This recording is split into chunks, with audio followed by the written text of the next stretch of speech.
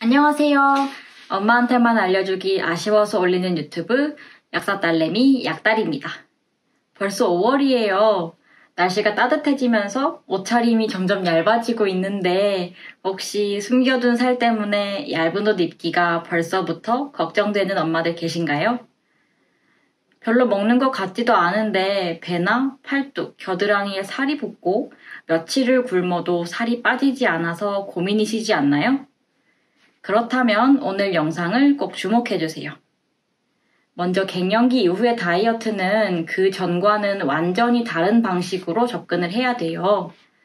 20대 때처럼 몸을 혹사시키면서 살아 빠져라 하고 강하게 다이어트를 한다고 해서 살이 쉽게 빠지지는 않아요. 갱년기 이후에는 살이 찌게 되는 병태 생리학적인 이유를 정확하게 알고 몸을 잘 달래가면서 자연스럽게 살이 빠질 수 있도록 해야 한답니다. 먹고 운동하는 양이 같아도 왜 예전처럼 쉽게 살이 빠지지 않는지, 그리고 중년의 엄마들은 어떻게 다이어트를 해야 좀 더 효과적인지 지금부터 알려드릴게요.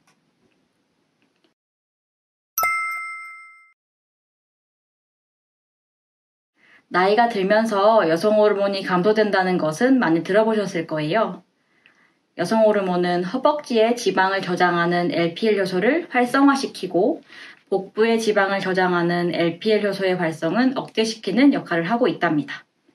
쉽게 말해서 여성 호르몬이 충분할 때는 살이 쪄도 복부보다는 하체 쪽에 찌는 거죠.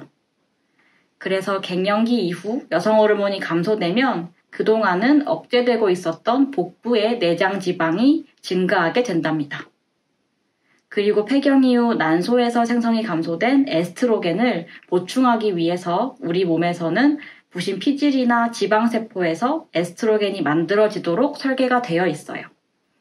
문제는 몸이 에스트로겐을 보충하기 위해서 이 지방세포를 유지하는 쪽으로 작동하기 때문에 살 빼기가 더 어렵다는 거예요.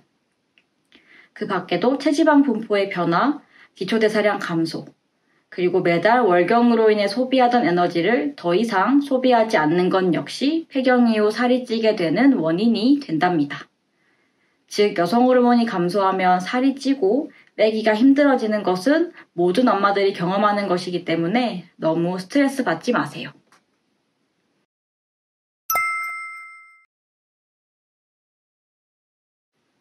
감소한 여성 호르몬이 살이 찌는 원인이라면 감소한 만큼 음식을 통해서 섭취해 줄 수 있다면 좋겠죠?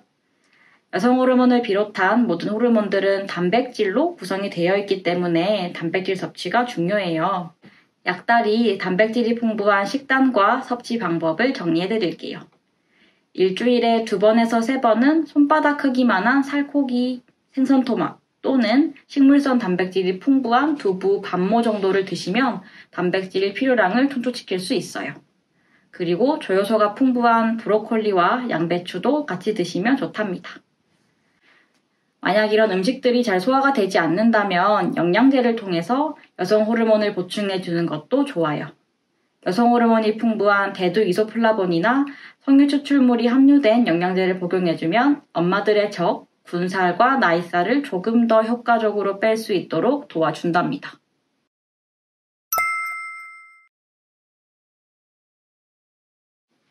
살을 빼기 위해서 운동해야 하는 것은 잘 알지만 항상 무기력하고 피곤하고 아무것도 하기 싫어서 다이어트를 3일 만에 포기한 적 많지 않으신가요? 이런 무기력증 역시 여성 호르몬의 감소 때문이에요. 몸에서 여성 호르몬이 줄어들게 되면 신경 전달 물질의 일종인 세로토닌도 함께 줄어들어요. 이 세로토닌은 기분을 좀 좋게 만들어주고 우울감을 개선하는 역할을 하기 때문에 행복 호르몬이라는 별명을 가지고 있기도 한데요. 이 호르몬이 감소하게 되면 쉽게 기분이 다운되고 무기력해지고 더 스트레스를 받게 만들기 때문에 우리 몸에서는 이 세로토닌을 만들어내기 위해서 그 재료가 되는 탄수화물이 더 땡기도록 만든답니다. 이로 인해서 과식이나 폭식이 유발되고 다이어트와는 거리가 멀어지는 악순환을 반복하게 되는 거예요.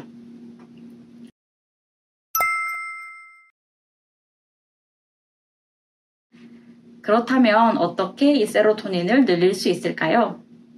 몸에서 세로토닌의 생성을 자극하는 것은 크게 두 가지 방법이 있는데 바로 빛과 리듬 운동이에요. 낮 시간에 30분 정도 햇빛을 충분하게 쬐이면서 산책을 하게 되면 세로토닌 생성에 도움이 많이 된답니다. 그리고 리듬 운동은 규칙적으로 움직이는 동작들을 통해서 몸에 적정한 자극을 줌으로써 세로토닌을 생성시킨답니다. 리듬 운동에는 음식을 씹는 저작 운동과 걷기 운동 같이 매일 쉽게 실천할 수 있는 것들이 많기 때문에 거창하게 생각하지 않으셔도 돼요. 음식을 잘 씹어 먹고 햇빛을 받으며 30분 정도 산책하는 것만 꾸준하게 해줘도 세로토닌이 충분하게 만들어져서 기분 좋게 다이어트를 지속할 수 있는 근본적인 힘이 된답니다.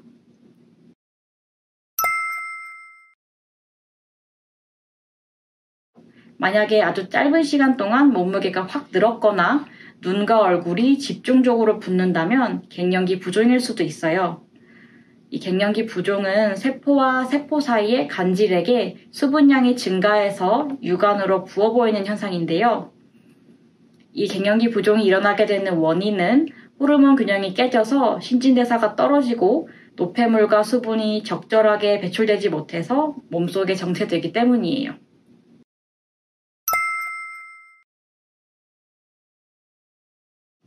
이 붓기를 빼기 위해서는 우선 섭취하는 염분을 줄여야 하는데 음식에 소금 간을 덜하는 것은 물론이고 가공식품이나 인스턴트 식품을 피하는 것이 좋아요. 이러한 것들에는 오래 보관하기 위해서 염분이 많이 들어가거든요. 그렇다고 해서 살을 빼기 위해서 음식을 제대로 먹지 않으면 안 돼요. 혈중 단백질의 약 50%를 차지하는 알부민이 감소해서 오히려 붓기가 더 심해지기 때문이에요. 그러니까 붓기로 고생할수록 절대 굶지 마시고 신진대사가 잘 되도록 골고루 영양을 챙겨야 한답니다. 참고로 붓기를 빼는 데에는 호박, 시금치, 미역 등의 해조류가 좋아요. 혹시 엄마들 중에 살 빼려고 다이어트 약을 알아보고 계시는 분이 계실까봐 간단하게 이야기를 해드릴게요. 먼저 병원에서 처방받는 삭센다, 콘트라브 같은 비만 치료제들은 웬만하면 추천드리지 않아요. 식욕 억제 효과가 있는 약물이긴 하지만 메스꺼움, 구토, 두통, 불면 같은 부작용부터 드물기는 해도 자살 경향성도 보고된 약물이기 때문이에요. 아주 심각한 비만으로 다른 건강 문제가 우려되는 경우가 아니라면 식단 조절과 운동으로 살을 빼는 것이 훨씬 건강한 방법이에요. 그리고 다이어트 보조제의 경우에는 체지방 감소에 도움을 줄 수 있는 가르시시니아 캄보지아, 녹차 추출물, 시서스 추출물 등의 성분들과 배변 활동을 활발하게 하는 데 도움을 주는 알로에 등의 성분들이 들어가 있는 경우가 많아요. 이런 보조제들은 용법 용량을 잘 지킨다면 비교적 부작용 걱정 없이 복용할 수 있는 것들이에요. 하지만 이런 보조제들은 말 그대로 보조제이기 때문에 드라마틱한 효과를 기대하기는 조금 어렵고요. 무엇보다도 앞서 말씀드린 운동과 식이습관 조절이 선행되어야 한다는 점 기억해주세요. 자, 오늘은 이렇게 갱년기 이후에 살이 찔 수밖에 없는 병태 생리학적인 원인과 다이어트에 도움이 되는 방법들을 알아봤어요. 영상을 마치기 전에 오늘 내용을 간단하게 정리해볼게요. 첫 번째, 여성의 몸은 갱년기 이후에는 에스트로겐이 줄어들면서 살이 찔 수밖에 없도록 되어 있기 때문에 여성 호르몬을 음식이나 영양제로 보충해주는 것이 체중 감량에 도움이 된다. 두 번째, 하루 30분 정도 햇빛을 쬐이면서 걸어주는 것만으로도 행복 호르몬인 세로토닌이 분비돼서 다이어트를 방해하는 무기력증과 폭식을 방지할 수 있다. 마지막 세 번째로는 짧은 시간 안에 갑자기 살이 쪘다면 갱년기 부종일 수 있기 때문에 신진대사가 잘 이루어질 수 있도록 골고루 영양소를 섭취하고 염분이 많이 들어간 가공식품이나 인스턴트는 섭취를 줄여야 한다. 이 세 가지를 잘 기억하셔서 굶지 말고 건강하게 다이어트 하세요.